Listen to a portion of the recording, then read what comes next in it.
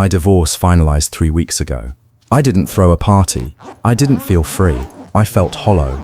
I needed silence. Real silence. Not the fake kind you get in a city apartment. Not the kind where pipes knock and neighbors argue. Not the kind where laughter leaks through a wall you didn't know was thin. So I booked a cabin near Lake Arrowhead. Remote. No cell service. No internet. Just snow, trees, and space between sounds. The drive took most of the day. By the time I reached the mountains, the sky was bruising purple. The road narrowed. The last few houses vanished behind pine and rock. I stopped for gas about 20 miles out. The station looked abandoned from the road. One pump. One buzzing light that made the snow look dirty. Inside, a tired clerk stared at a TV mounted too high. He didn't look up when I paid. He didn't ask where I was headed. That felt normal at the time. When I came back out, a pickup truck sat behind my car. Black, mud splattered, engine running. A man sat in the driver's seat with his hood pulled low, face hidden, not on his phone, not smoking, just sitting there, watching me. I hesitated long enough to feel stupid about it. Then I got in, started my car, and pulled out. The truck followed. At first, I told myself it was coincidence. There was only one road up here. People followed each other all the time, but after 10 minutes we were still the only two vehicles, and he kept the same distance. 3 car lengths, never closer, never farther. My eyes flicked to the rearview mirror every few seconds. Each time his headlights were in the exact same place. Steady, patient. A fork appeared in the road. I went left toward the cabin. The truck went right. I laughed out loud. A sharp, nervous sound I didn't recognize as mine. I told myself I'd imagined the whole thing. That's what my ex used to say. You see threats everywhere, she said once. Like it was a flaw, like it was something broken in me. The cabin looked exactly like the photos. Small A-frame, blue shutters, heavy oak door. It felt solid, grounded, like the kind of place you could lock and forget the world. I unpacked slowly, checked every room, every closet, even under the bed. Then I checked my phone. No signal. I walked around the cabin holding it up like an offering, testing every corner, every window, every drafty seam. One weak bar flickered near the upstairs bedroom. It came and went, not something I wanted to trust. So I checked the landline, old beige phone mounted on the kitchen wall. Clear dial tone. Good! That meant I wasn't completely alone. When I brought in firewood, I noticed the utility box on the side of the house. The panel sat loose. Wires ran up the wall, exposed and easy to reach. I stared at it longer than I should have. Then I shut the door and told myself to stop. That night, snow pressed against the windows. The wind rattled branches like fingernails on dry wood. I cooked dinner, drank whiskey, and tried not to look at the empty side of the bed. Around 1 a.m., I heard it. A whistle, 2 short bursts. One long note. It cut through the silence like something placed there on purpose. I froze with the glass halfway to my mouth. The whiskey didn't help. It just made my heart beat louder. It wasn't wind.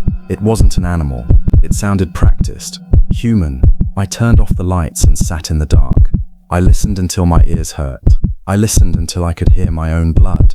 Nothing else followed. No footsteps, no voices, just the house settling, just snow ticking softly against the glass. I barely slept. In the morning I walked the perimeter.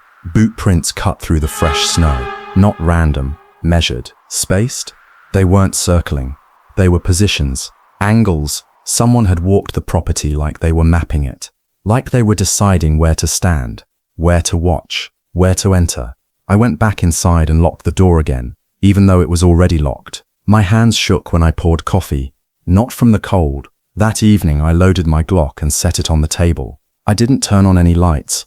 I sat where I could see the door and the hallway at the same time. I waited. At 10 p.m. 3 knocks hit the door, slow. Even? I grabbed the gun and looked through the peephole. A man stood on the porch. Jeans, hoodie, no coat. He was smiling like the cold couldn't touch him. A red beret sat on his head like a punchline. "Hey man," he said. "my truck slid into a ditch. My phone's dead. Can I use yours?" I didn't open the door. "I'll bring it out," I said. I went to the kitchen and lifted the receiver. The silence hit me like a wall. No dial tone, nothing. I ran to the window, The utility box hung open, wires cut clean. Back at the door, the man's smile was gone. Only patience remained. The kind of patience that doesn't get bored. The kind that waits you out. "Get off my property," I said. "I'm armed." He didn't flinch. He whistled. 2 short, 1 long. Answers came back. 3 of them. Different directions. That's when it clicked. This wasn't improvisation. This was routine. The man hit the door. The wood cracked. The deadbolt held. I fired through the frame, not to kill, to stop. Glass shattered downstairs. They were inside. Footsteps moved slowly, unhurried, like they had done this in other houses, like they knew exactly how long fear takes to ripen. Someone laughed, low, patient. I ran upstairs and shoved the dresser against the bedroom door. Gun up, back against the wall, phone pressed to the cold window. The signal flickered. 1 bar, then none, then 1 again. I dialed 911, gave the address twice. Slow, clear. At my door, the knob turned once. Just enough to let me hear it. Just enough to let me picture a hand on the other side. Then, a different sound. A cruiser radio, crackling, close. For a second, I didn't believe it. Then sirens cut through the night. Downstairs, footsteps changed. Faster, more urgent. A door slammed hard enough to shake the house. And then the silence came back. Not calm, not safe, just empty. The police found 4 sets of prints outside, spaced like positions, angles in the snow. The sergeant looked tired in a way that didn't belong to one night. "That whistle," He said. "it's shown up before. 3 cabins this winter. He hesitated, like he hated giving the fear a name. It means target located." He said. A week later, I was home, safe, or close enough. I was watching the news when the anchor's face tightened, like she'd already said it 3 times tonight. Police are searching for a couple who went missing near Lake Arrowhead. She said. They were staying in a rental cabin. Investigators report signs of forced entry. The couple's cell phones were recovered at the scene. There is little to no service in the area. Then the screen changed. A black pickup truck was seen at a nearby gas station that same night, she said. The footage shows 2 men standing beside the vehicle. Both appear to be wearing red berets. She paused. Police stress these men are persons of interest, not suspects. Authorities say they are working to identify the individuals. I stopped breathing. That pickup from the station, it wasn't following me that night. It was running. Same road, same night, same men. They just weren't as lucky. I don't go remote anymore. I don't book cabins. I don't stop at gas stations after dark. But that isn't the worst part. The worst part is how easy it is to hear it anywhere. Sometimes in a grocery store parking lot. Sometimes in a stairwell. Sometimes in traffic. 2 short, 1 long, and every time I hear it, I stop breathing.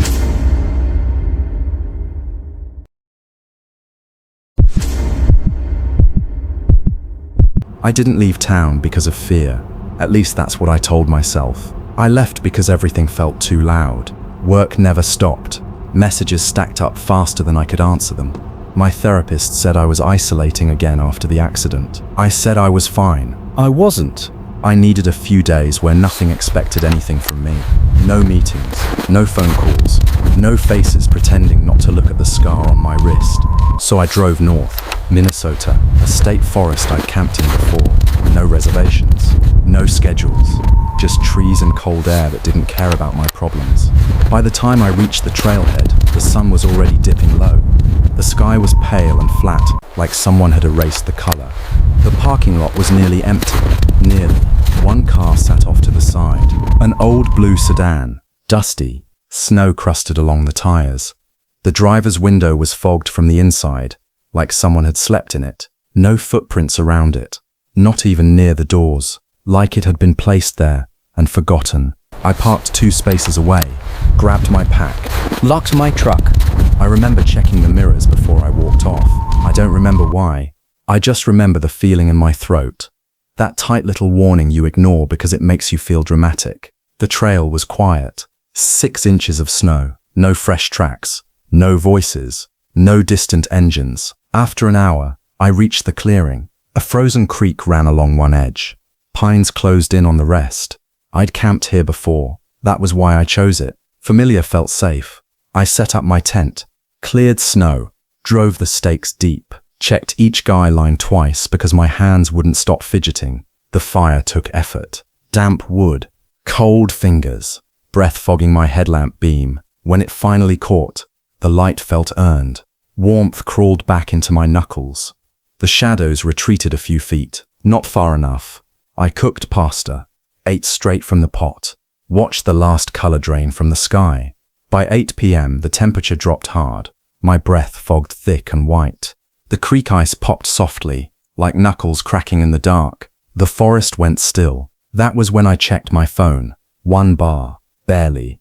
A notification blinked on the screen like it had been waiting. Unknown number, cold night to be out there alone. I stared at it longer than I should have. My thumb hovered over the keyboard, unsure if replying made it worse or better.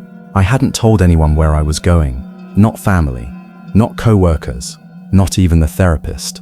I typed back, "Who is this?" The message showed as delivered. No reply came. I told myself it was a wrong number. Someone mistyped. Someone somewhere else. A stranger talking to a stranger by accident.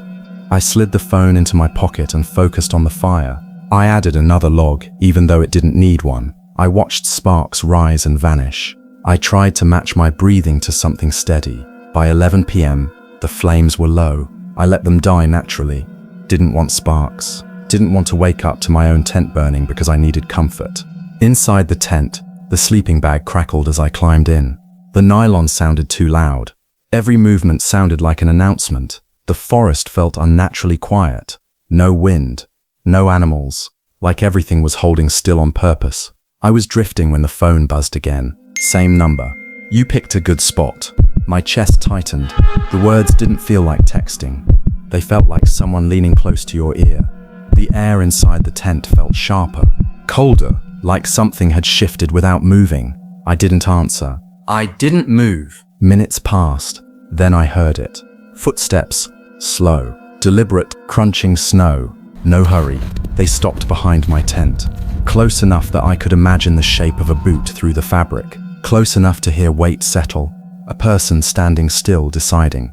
I reached for my knife, held it against my chest. Not because a knife would save me, because it gave my hands something to do besides shake. The footsteps moved once, a single step to the left. Then nothing. No zipper sound. No voice. No laugh. Just presence. I stayed frozen until my legs started to ache, until my mouth went dry, until I realized I was counting seconds without meaning to. When I finally unzipped the tent, the clearing was empty. Moonlight spilled over the snow. The trees stood perfectly still. The snow told a different story. Not circles, not pacing. One path, straight to the back of my tent. And one thing was wrong. A guy line hung loose, not pulled free, not snapped, cut, clean. The loose end lay on the snow like it had been placed there. Not dropped, placed. Near the creek, the ice had been scratched. A shallow groove that caught the moonlight. Not words, not a symbol anyone would recognize. Just a hook shape. Simple, intentional, a signature.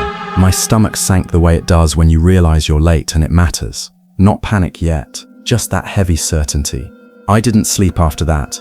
I sat with my back to a tree and the knife in my hand, listening to silence pretend to be normal. At first light, I packed fast, hands numb, movements sloppy, nothing folded, nothing organized, just shoved into bags like I was trying to erase myself. I kept expecting to hear something behind me. A branch snap, a cough, a zipper, anything. The hike back burned my lungs. I didn't stop. When the parking lot came into view, my stomach dropped again. The blue sedan was gone. In its place, a dark, wet patch marked where it had been. Still fresh, like it had only just left. I threw my pack into the truck and drove. Didn't stop for gas. Didn't stop for food. Didn't stop until the trees thinned and the road felt civilized again. 3 hours later, I pulled into my driveway. The relief lasted exactly 5 seconds. My phone buzzed. Same number.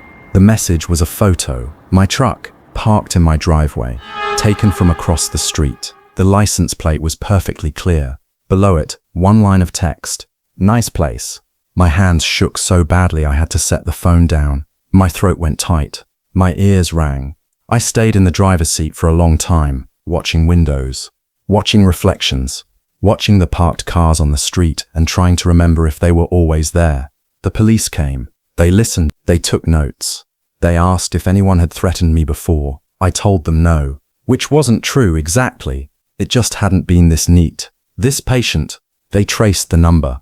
The officer frowned at his screen like it offended him. It's not a standard line, he said. It's a rented verification number. No owner record. No billing history. He scrolled again, then looked up at me. It existed just long enough to message you, he said. Then it was released back into the pool. So, anyone could have used it, I said. He nodded. Or everyone, he said. The way he said it made my skin crawl. Like it wasn't a person anymore. Like it was a door anyone could walk through. I changed my number the next day. Installed cameras the day after that. Motion lights. A new deadbolt. A habit of checking the street before I opened my car door. Weeks passed, then months. The messages never came back. I started to breathe normally again. Started sleeping deeper. I stopped jumping at my own reflection in dark windows. I convinced myself it was over. Because you have to believe that, or you don't live. Then, one evening, my phone buzzed. Email notification. I glanced at the sender. Blue Sedan at campsite@gmail.com. My stomach turned cold. I didn't open it. I didn't have to. The subject line was visible. Subject, I liked your new cameras. I deleted it, blocked it, turned off my phone. I sat in the dark for a long time, listening to my house, listening to the little sounds you don't notice until you're waiting for the wrong one. Because the hook wasn't in the forest anymore. It was here, and whatever was watching me didn't need my number anymore. It had something better, a way to wait.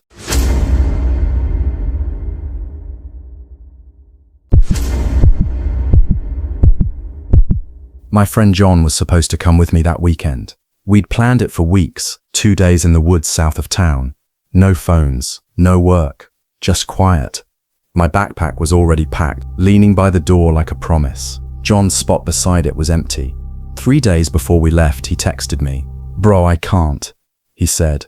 Got tickets to the symphony. Vivaldi's Four Seasons. You know I can't miss that. John had always been like that. Obsessed with classical music. Especially Vivaldi, especially the Allegro movements. He played them on repeat in college, while studying, while driving, while cooking. I used to tell him it all sounded the same. I told him it was fine. I said I'd go alone. I needed the space anyway. My mum passed in January. Suddenly, she loved Vivaldi too. Every Sunday morning she'd play Allegro while making breakfast. Too loud. Windows open. We played it at her funeral. Only a handful of people were there. I never really talked about that part. Not with John. Not with anyone. The woods felt like the only place I could breathe, without explaining myself. I parked at an unmarked trailhead I'd used before. No sign, no gate, no other cars. I hiked for almost 2 hours, far enough that road noise disappeared completely. On the way in, I noticed boot prints on the trail. Fresh, deep, larger than mine. They moved in the same direction I was heading. I stopped, listened. Nothing. I told myself someone had started earlier. That was normal. Still, I watched the ground more carefully after that. The clearing came into view just before sunset.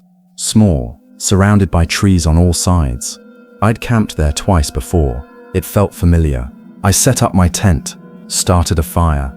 As the sun dropped, the woods changed. Sounds thinned out. The air felt heavier. If you've never been deep in the woods at night, you don't understand silence. It isn't empty. It presses back. I sat by the fire for about 20 minutes. Then the sound started. Music, violins, fast, frantic, Allegro. I stood up so fast my knees cracked. The music was clear, too clear, not distant, not drifting. Close. I laughed. A short, relieved sound. John, that idiot, actually came. This was his idea of a joke. I grabbed my flashlight and followed the sound. 50 yards. Past a stand of oaks. The beam caught something black near a tree. A speaker, small, modern, waterproof. A blue LED blinked steadily. Connected. My smile vanished. Bluetooth didn't work like that. Not at that range. Whoever was controlling it was close, very close. I spun slowly, swept the light through brush and shadows. Nothing moved. Not a branch. Not a bird. Not even that nervous rustle you get when a deer bolts. I bent down and pressed the power button. The music cut out instantly. The silence that followed felt wrong, like something had been interrupted. I turned back toward my camp, walked fast. Halfway there, the music started again. Same piece, same tempo, but this time it was louder. It was coming from my campsite. I ran. The sound was blasting from inside my tent. I tore the flap open. Another identical speaker sat on my sleeping bag. Blue LED blinking. My backpack was open. Gear dumped out. Food crushed into the dirt, like someone had searched through it. Not for money, not for tools, just to prove they could. And my hunting knife was gone. My hands shook as I grabbed the speaker and smashed it against the rock. Plastic split. The music died. For a second I just stood there, listening to my own breathing. Loud, embarrassing, like a flashlight beam. I pulled out my phone. 1 bar, flickering, in, out, in again. Not enough to trust, but enough to hurt me with hope. I was about to call John, ask him where he was, ask him why he thought this was funny. A notification popped up. Instagram, John went live. I tapped it. The video loaded in broken bursts, freezing, skipping, but it was enough. A concert hall, bright lights, an orchestra tuning, violins. John's face appeared in the corner, smiling, sweating.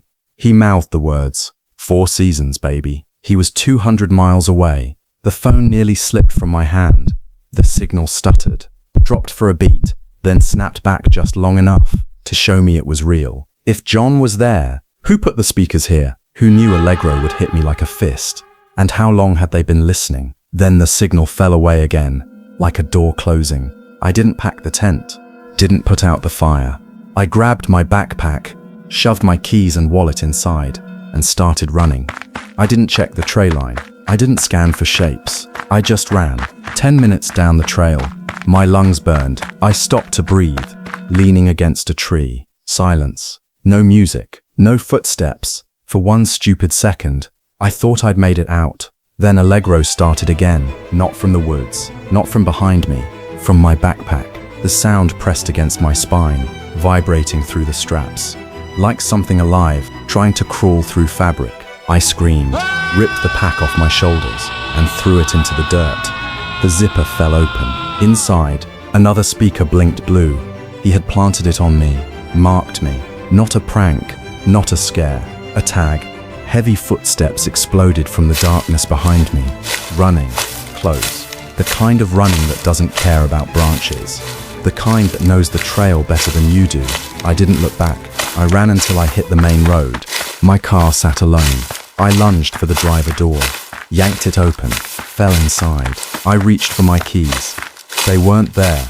My stomach dropped so hard, it felt like missing a stair. Then I remembered the spare, a magnetic box under the wheel well I'd never told anyone about. I scrambled out, hands numb, breath smoking. I tore it loose, got inside, locked the doors. Only then did I look up. The tree line stood still, perfectly still. No movement, which somehow felt worse. I drove until the trees blurred, until the road signs started meaning something again. I never went back for my things. The police found my backpack the next day. They found my knife too, stabbed straight down into the dirt beside the pack, perfectly vertical, like a marker, like a promise. They also recovered one of the speakers. An officer stared at the screen longer than he should have. Then he looked at me. "Was this name important to you?" he asked. I didn't answer. I couldn't, because the device wasn't named something random. It was my mother's full name, Margaret Elaine Carter, the name I hadn't said out loud since the funeral. That's the part that keeps me awake, not the speaker, not the footsteps, not the knife.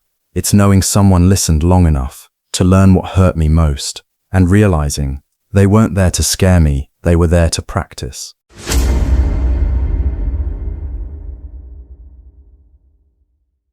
Some stories end when the sound stops. This one doesn't. 2 nights every week, there's another story waiting. Like, subscribe, and don't listen alone.